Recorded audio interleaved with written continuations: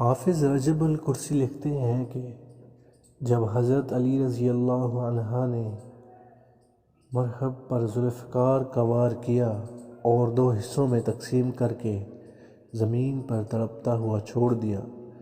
تو اس وقت حضرت جبرائیل علیہ السلام متعجب ہو کر تشریف لائے۔ رسول اللہ صلی اللہ علیہ وسلم نے فرمایا، تمہیں کس بات پر اتنا تعجب ہو رہا ہے؟ جبریل امین علیہ السلام نے فرمایا، اس وقت آسمان کے تمام فرشتے مل کر لا فتح الا علی لا سیف الا ذوالفقار کا نعرہ بلند کر رہے ہیں، اور مجھے ذاتی طور پر تعجب اس وجہ سے ہے کہ جب اللہ تعالیٰ نے قوم لوط پر عذاب نازل کیا تھا تو میں نے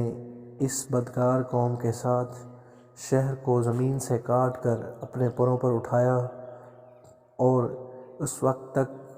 نہ پلٹا جب تک کہ اللہ کا حکم نہ آ جائے۔ میں نے اس قوم کو اتنا اوپر تک اٹھایا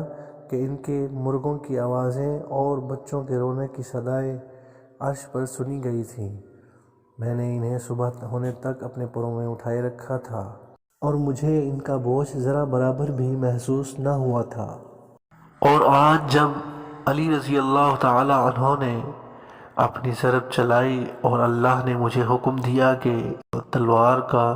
کونا پکڑ لو تاکہ ان کی تلوار اس سور تک نہ پہنچ جائے